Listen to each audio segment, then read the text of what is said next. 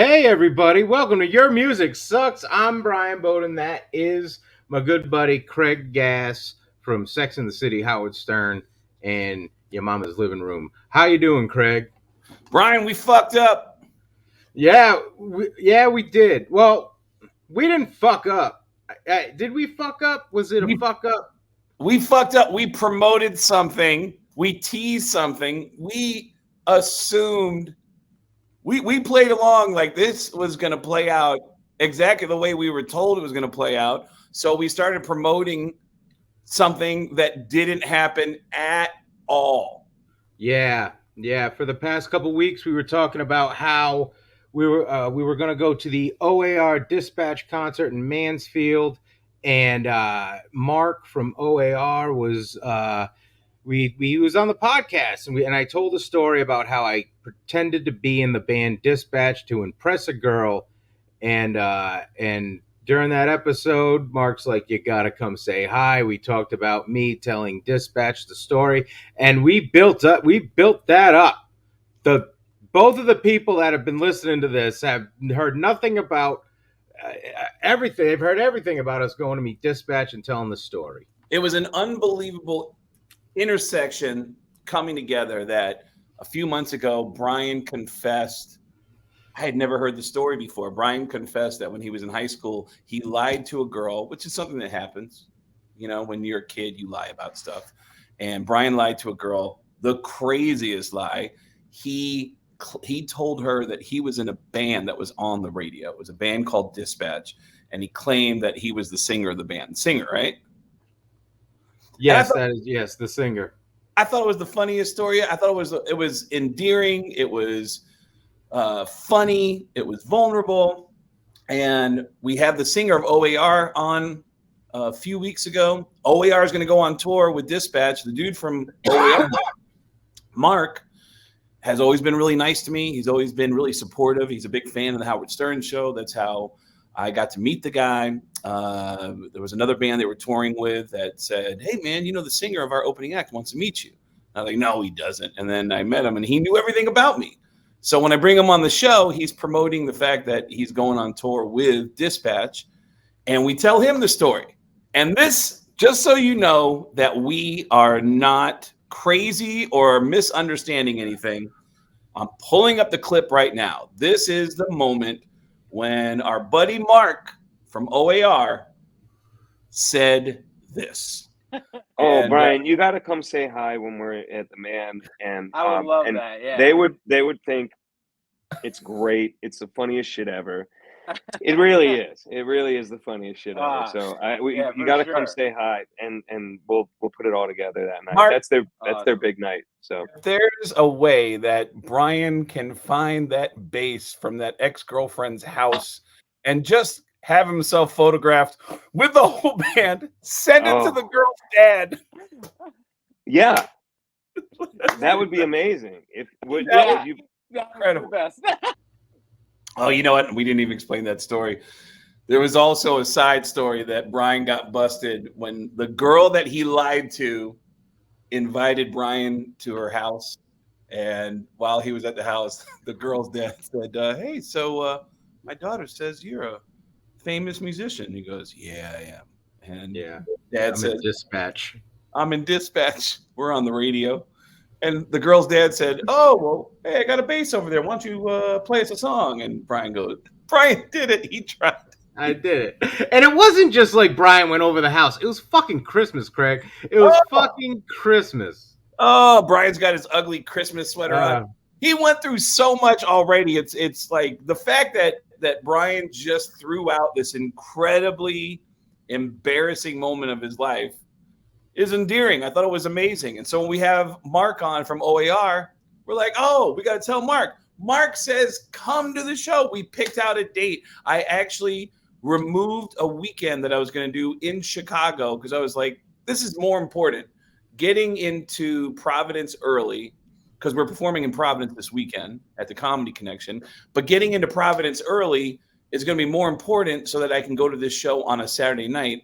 up in Mansfield, Massachusetts, so we can have this confrontation. Brian and I were even figuring out who was going to hold the camera. Brian says, I got a friend that will come. I go, yeah, we'll have him hold the camera, and then we'll do the confrontation, and we'll have Brian confess to the singer, to the whole band. I told a girl that I was your singer. It would have been amazing. And my current girlfriend was at a wedding that day. So oh wow. So I had to explain to my current girlfriend that I had to go to a concert and explain to the band that I said that I was in that band to another girl. Wow. So you were a date at the wedding. I could have been her date at the wedding. Wow. So you got out of the wedding. Wow. I mean, like it's one of those things, like the wedding was already happening before we started dating. I already had the tickets before. Like I was already going to this show. Yeah. And I had already had the tickets, so it was never like, oh, Brian, are you going to come to the wedding or go to the concert? That conversation never happened, but it could have. It could have. Well, here's the thing. Here's how I know there's trouble. I texted Mark. The show was on a Saturday. I want to say I texted him on Wednesday or Thursday and said, hey, dude, just landed in New York. We're coming up on Saturday night. It's Saturday's in the show. Also, here's a copy of the episode. You said you wanted a copy of the episode. So here's a copy of the episode. Now I'm questioning whether or not he really wanted the episode or not.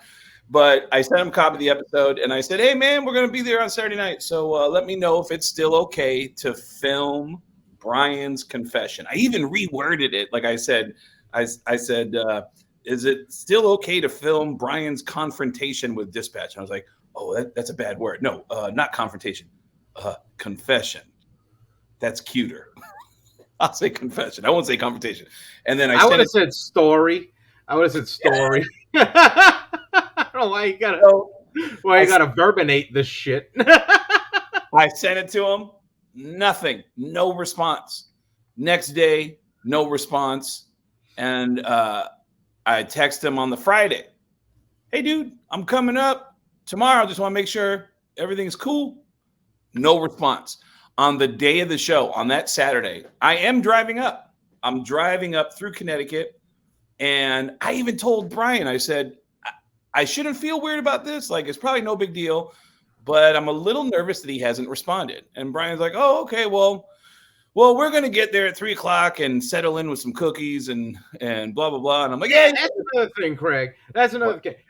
I mean, like, you finish your thing, but there's cookies are involved in this. Oh, the cookies are a whole other thing. So I tell Brian, all right, well, yeah, man, I'll be up there. And I'm sure it's nothing. I'm sure we'll be okay. And I even said to Brian, I'm looking at Mark's schedule. He's got a busy schedule. He's in the middle of 5 shows in a row, 5 shows at 5 arenas in 5 days. So remember I said that to you, that I was like, yeah, this is probably why. He'll hit me back, man. He's just in the middle of a bunch of shit. So the day of the show, Mansfield, formerly the Great Woods, is now called the Xfinity Center.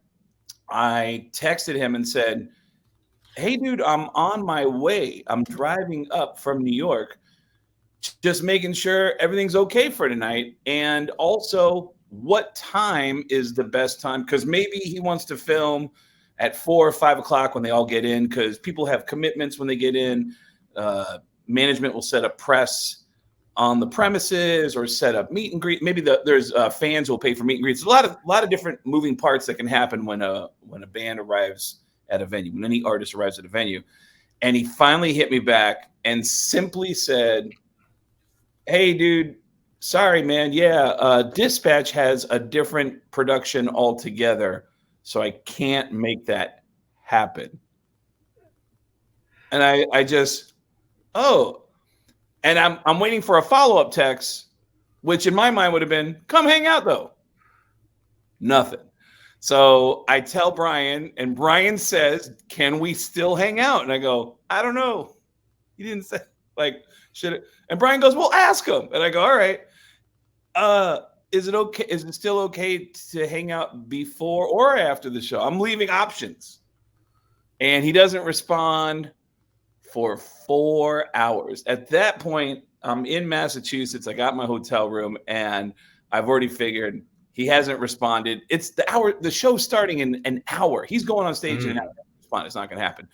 But at 6:06, he texted me and said, "Yeah, man, sorry for the delay. We got a COVID situation with some crew guys, so it's all shut down. But you want me to leave you tickets?"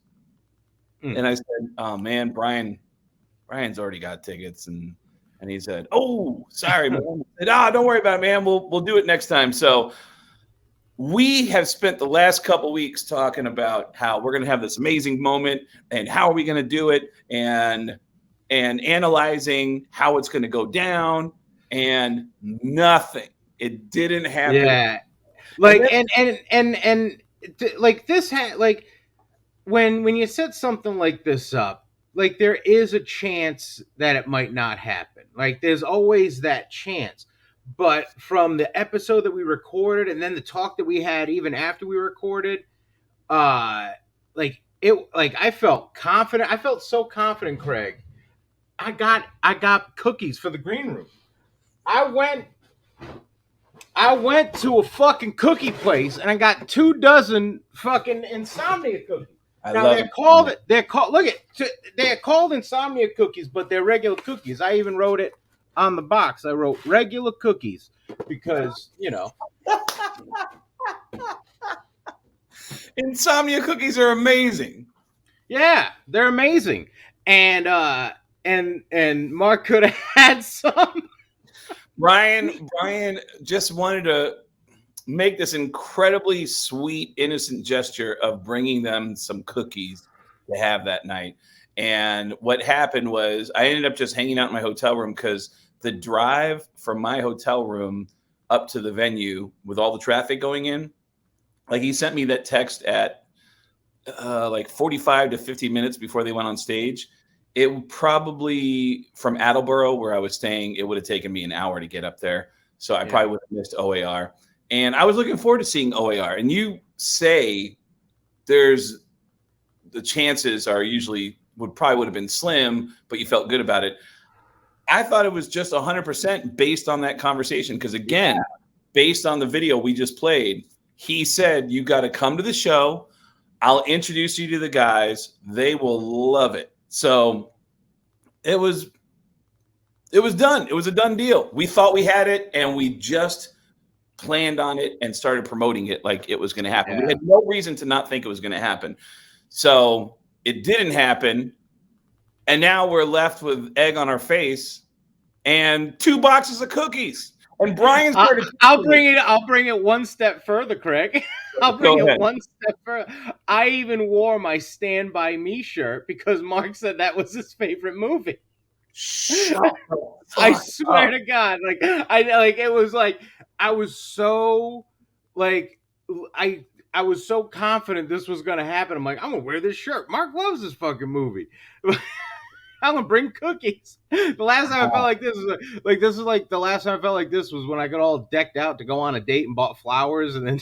Well, I have to say there is one part of it that I didn't think about and I didn't consider that makes me realize, oh shit, Mark was in over his head, which is that I thought OAR was headlining. Yeah. Dispatch is headlining. I thought OAR were the headliners, which this explains everything.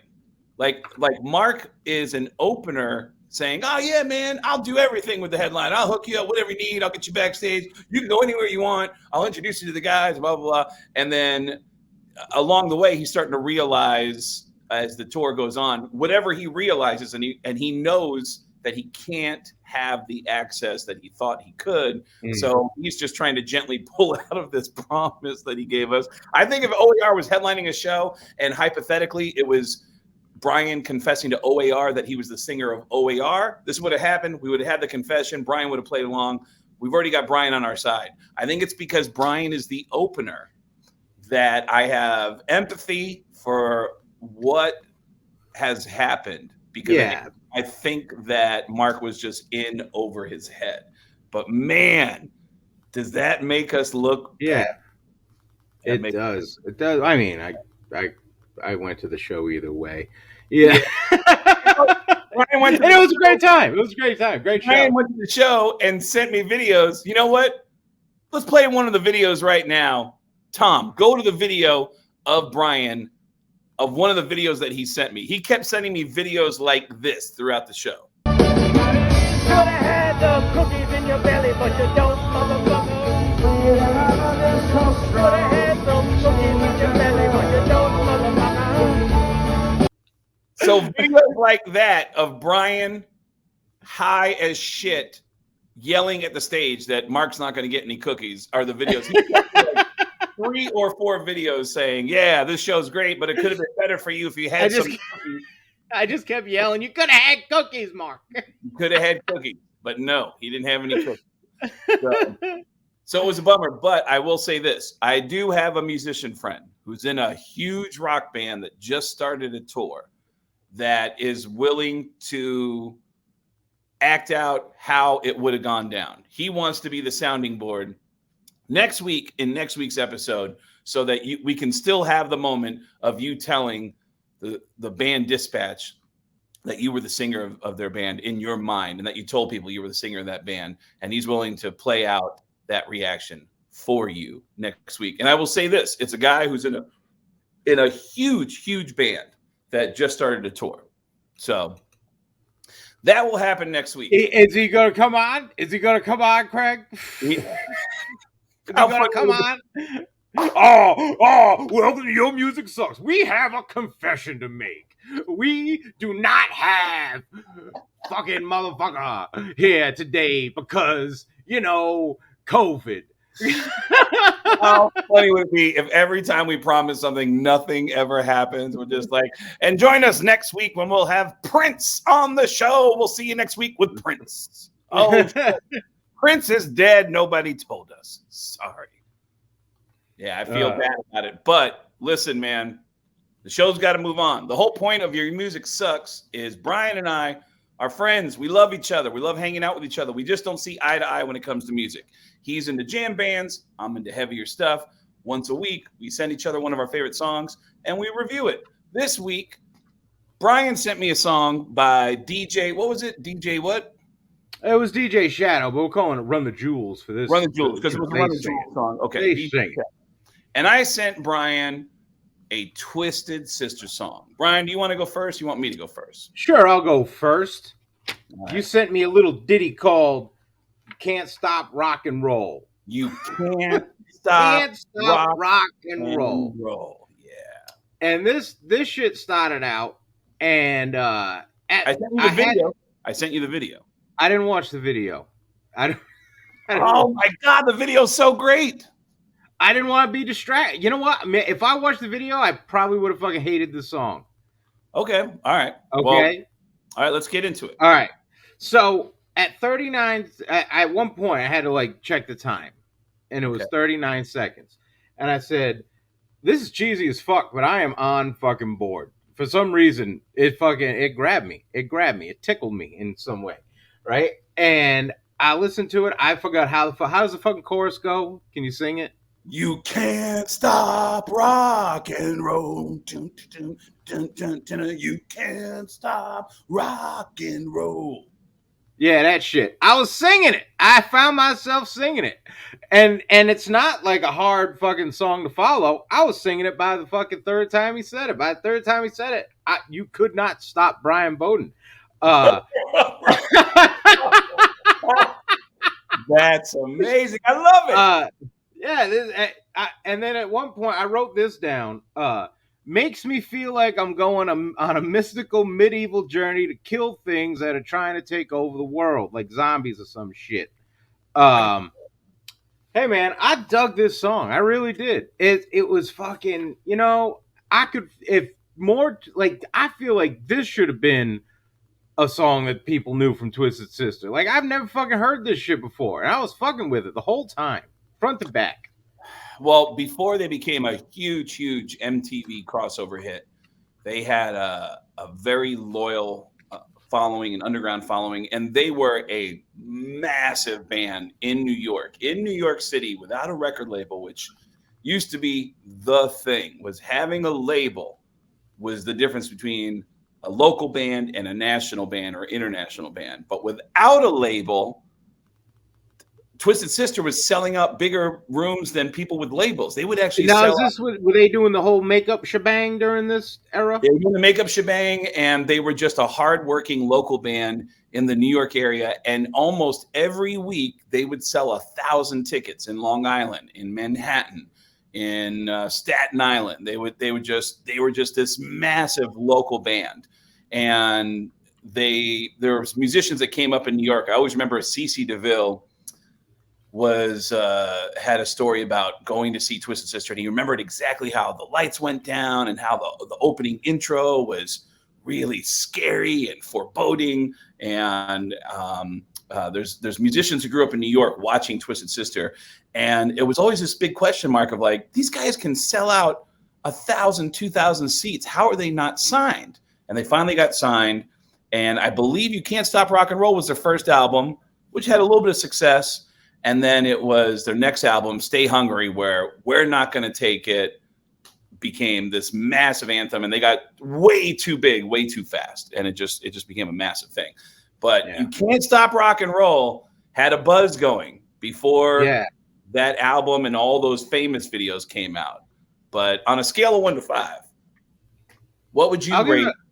I'll give it a 4 just because I can't give something this cheesiness a 5. I cannot do that. Really?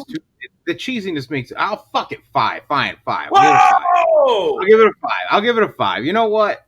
I'll give it a 5. I'll give. I thought it was very Gouda. Gouda. What does that mean? Very Gouda. It's a cheese. All right. Because it's cheesy. All right. Good Gouda. All right. We got a 5. I can't believe it. I don't remember the last time you gave a 5 to any one of my songs. No. We'll get never. Is this the first 5? It could be. I think you gave a Kiss song a 5. I should have been keeping track in the spreadsheet. I have not been. Okay. Well, you're giving this song a 5. You Can't Stop Rock and Roll by Twisted Sister. You're giving a 5. You gave me a song from a guy named DJ Shadow called Nobody Speak, and it features Run the Jewels. Now, Run the Jewels. When you sent me the song, are you saying this is a Run the Jewels song, or is it still like, because it's a DJ Shadow song, but for the sake of namesake, it is a Run the Jewels song. Look, that's my ex. Drop it off my son. Look at yeah. Hundreds of people just saw it. Two fucking people just saw that. Hey, yeah. All right, guys, my show. Yeah. All right, perfect timing. Don't you walk, you crawl underneath so nobody sees you. All right. So you sent me this song called Nobody Speak. And the beat, loved it. The song, I don't know what the song is that it rips off. It rips off like a famous melody from an older classic rock song. And the lyrics kick in. Picture this, I'm a bag of dicks, put me to your lips. And I went, what? I had to rewind that a couple of times. Who says I do every time? Who says, picture this, I'm a bag of dicks, put me to your lips? I just started laughing, and I'm going through the lyrics. I'm sick. I will punch a baby bear in his shit. Give me lip. I'll send you to the yard. Get a stick. Make a switch. I can make the conversation real quick. I am crack. I ain't lying. Kick a lion in his crack. I'm the shit. I will fall off your crib. Take a shit. Pinch your mama on the booty. Kick your dog. Fuck your bitch.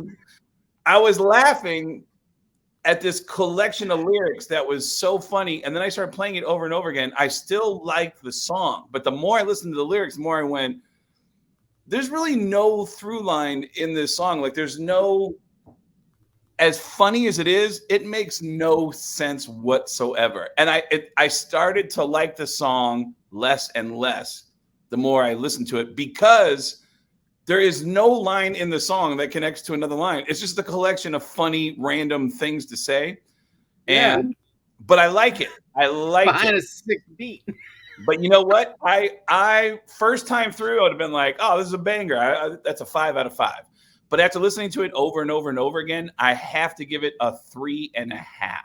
Because the lyrics, because the lyrics just like, as funny as the lyrics are and as original as the lyrics are, it's not smart enough to link them all. Like, it would have been so brilliant to link all these random thoughts together and have it all have a connection. But it's just a bunch of funny random one-liners just kind of thrown out there. It's like watching and I hate to say it like this, but it's kind of like watching a Jackie Martling comedy set and go, yeah, man, it's a bunch of one-liners, but like, who are you as a person? You know what I mean? Wow. And maybe I'm looking at it through the wrong lens. Like, in today's comedy, people want to hear who you are. They want to hear, like, they want to know you through your stand-up comedy. And back when Jackie Martling was doing stand-up comedy, it was one-liners like vaudeville was, it was just like a guy would go up and say a bunch of one-liners that had nothing to do with each other, and you didn't have any idea who the person was behind the jokes.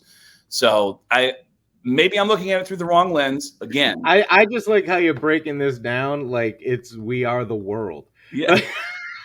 I really am. I really am.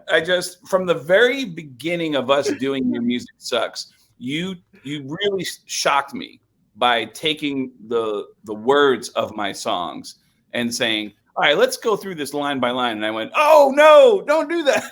Like, you really analyzed my shit. And I thought, well, I got to step up. I got to pay more attention to what Brian's sending me. Like, I'm just like, yeah, it sounds good or it sounds bad. I was like, no, I got to really put some work into this like Brian did. And then today I'm analyzing the shit out of this. And Brian doesn't even watch the video. He's like, yeah, I started singing You Can't Stop Rock and Roll. Like, I think if I really truly feel that video is going to be complete, like, Twisted Sister 80s, isn't it? I would even say, I mean, this is such. Is it over the top? Is it over the top? It's campy. It's just campy. It's campy. Yeah. I would have looked at the song differently. It's more late 70s, early 80s. That it's super campy. It's definitely lacking some lighting. Yeah, you know what? I guarantee it would have been a 3 to a 4 instead of a 4 to a 5 if I watched the video, because I would have been aggravated at the video. The video, I will say this. I don't, and if you're a Twisted Sister fan and you're a fan of this song, you know this song, I don't think you're going to disagree with me. I feel like if they made a music video for the movie show or for the movie The Warriors, it probably would have looked like this. If the Warriors were set in England, because there is some English stuff going on there too. Warriors were set in England. Well, because Twisted Sister is all warriors. They're clearly like the Warriors. They're like a bunch of long-haired, denim jacket wearing, like, thuggy looking dudes. But there's also clearly some British stuff going on. They're clearly filming this in Britain. So, but yeah, but for the Run the Jewels songs, the song that you sent me, I got to give it a 3.5 out of 5. And this week is a big week for us, Brian. We're performing in Providence together. Your home club is going to have.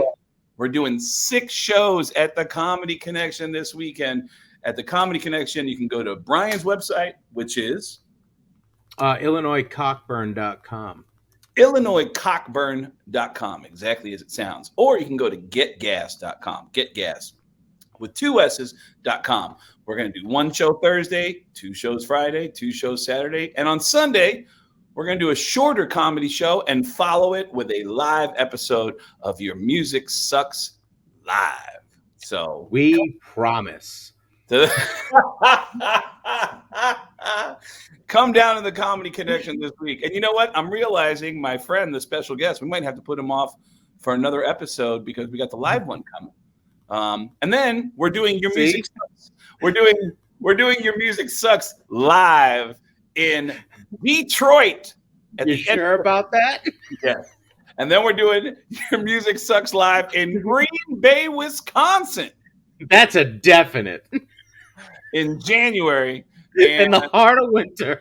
Yep, in the heart of winter. We definitely fucked that up. So come see us. And there's also a bunch of other dates. You can see Brian's tour dates. I'm coming to St. Louis. I'm coming to Flagstaff to headline the comedy festival out there. There's a whole bunch of shows coming up. Go see it at getgas.com, or for Brian, IllinoisCockburn.com. Brian, your music did not suck this week.